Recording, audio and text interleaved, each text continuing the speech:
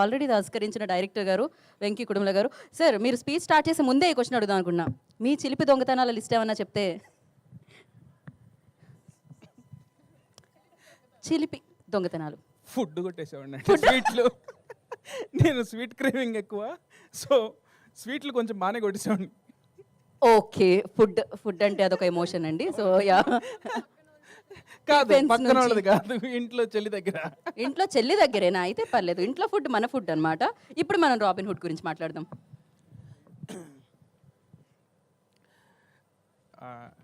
ముందుగా ఇక్కడికి వచ్చిన వాళ్ళందరికీ థ్యాంక్ యూ సో మచ్ అండి.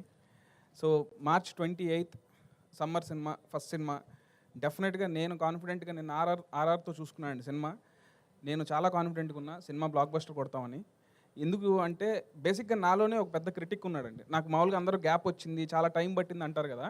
సో నాకేంటంటే నాలోనే చాలా పెద్ద క్రిటిక్ ఉన్నాడు. ఏది ఒకసారి చేస్తే సాటిస్ఫాక్టరీ అనిపించదు, అరే ఇదేంటి ఇలా ఉంది, మళ్ళీ చేద్దాం అని చెప్పి రీవర్క్ చేస్తానండి. నాకు దీనికి చాలా మంచి టైం కూడా దొరికింది. So I strongly believe this is my best work till date. So ఒక సినిమా సక్సెస్ అవ్వడానికి చాలామంది కారణం ఉంటారండి. ఎందుకంటే ఈ సినిమాకి ఇంత బాగా రావడానికి రీజన్ అయితే మా ప్రొడ్యూసర్ రవి గారు, నవీన్ గారు, వీళ్ళే కనుక లేకపోతే, అంటే కథ చెప్పినప్పుడు ఇంత స్పాన్ ఉందని చెప్తే మేము కథను నమ్మి సినిమా చేస్తాం, బడ్జెట్లు కాంబినేషన్లు నమ్మి కాదు. సో నీకు కథ నచ్చింది మాకు, సో నీకు ఎంత స్పాన్ ఉన్నా ఓకే అని ఇప్పటి వరకు నో క్వశ్చన్స్ ఆస్క్డ్ అండి. So thank you so much Ravi sir and Naveen గారు. సో మీరు లేకపోతే మాత్రం సినిమా ఇంత బాగా వచ్చేది కాదు, నేను ఇంత కాన్ఫిడెంట్గా ఉండేవాడిని కాదు సార్. అండ్ ఈ సినిమాకి నాకు ఫస్ట్ నుంచి బ్యాక్ బోన్ ఎవరంటే నితిన్ అన్న. సో అంటే ఆయన కూడా అంతే, నన్ను ఎంత బిలీవ్ చేస్తారంటే స్క్రిప్టు ఒకవేళ నేను ఫస్ట్ సినిమా ఓకే అయిన తర్వాత స్క్రిప్ట్ చెప్పినా కూడా కొన్ని సీన్లు చెప్పకపోయినా సరే లేదు నువ్వు చేస్తావని ఆ కాన్ఫిడెన్స్తో ఏ రోజు ఏ క్వశ్చన్స్ అడగలేదు. అండ్ నాకు లాస్ట్ మినిట్లో ఒక ఈ సినిమాలో హీరోయిన్ చేంజ్ అయిన సిచ్యువేషన్ వచ్చినప్పుడు కూడా నేను లీలాని అప్రోచ్ అవ్వగానే తన విని అసలు బ్లైండ్గా ఈ సినిమా చేస్తున్న వెంకి, డెఫినెట్గా నాకు ఈ సినిమా కథ నచ్చింది and I love your direction అని చెప్పి సినిమా ఓకే చేసినందుకు Leela thank you so much Leela. And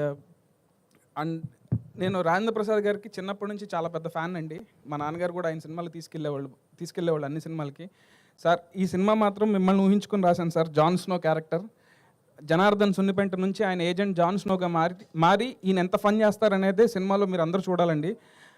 and ఒకటి మాత్రం కాన్ఫిడెంట్గా చెప్తున్నాను అండి, ఈ సినిమా సక్సెస్ అయితే నా టీమ్ ఆఫ్ టెక్నీషియన్స్, నా టీమ్ ఆఫ్ ఆర్టిస్టులు అందరూ పార్ట్ అండి. సినిమా ఏదైనా తేడా జరిగితే నేను ఒక్కడనే కాదు, మీరందరూ నన్ను వేసుకోవచ్చు. ఎందుకంటే నేను అంత కాన్ఫిడెంట్గా ఉన్నా సినిమా డెఫినెట్గా బ్లాక్ బస్టర్ కొడుతున్నాం అనే కాన్ఫిడెన్స్ ఉంది నాకు. సో సినిమా సక్సెస్కి నా వెనకాల ఉన్న వాళ్ళు, నా టీం డిఓపి శ్రీరామ్ గారు, నా ఎడిటర్ కోటి అండ్ నా music director GV Prakash and నా ఆర్ట్ డైరెక్టర్ రామ్ కుమార్ గారు, ఇలా నాతో పాటు ఉన్న మా ఏడీస్ అందరూ కూడా చాలా బాగా కష్టపడ్డారండి.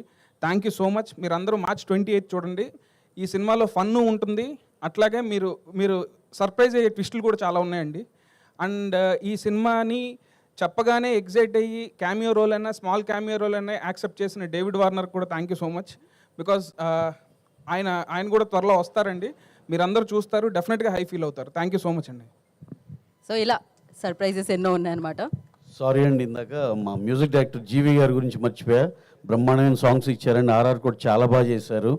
అలాగే ఆయన చాలా బిజీగా ఉండి రాలేకపోయారు ఇవాళ. అలాగే తమిళ్లో మా సినిమా అజిత్ గారిది గుడ్ బ్యాడ్ అగ్లీ కూడా ఆయన మ్యూజిక్ డైరెక్టరు, ఎక్స్ట్రాడినరీ సౌండ్స్ ఇచ్చారు. అలాగే ఫస్ట్ దానికన్నా ముందర రిలీజ్ అయ్యే రాబిన్ హుడ్కి ఆయనకి ఇంకా చాలా పెద్ద పేరు వస్తుందని ఆశిస్తున్నాం. మాకు జీవి చేసిన అదొక సెంటిమెంట్గా అయ్యే ఛాన్స్ ఉంది. ఇప్పుడు రాబిన్ హుడ్ చాలా బాగా వచ్చింది, గుడ్ బ్యాడ్ అగ్లీ అంతా. సార్ జీవి గారు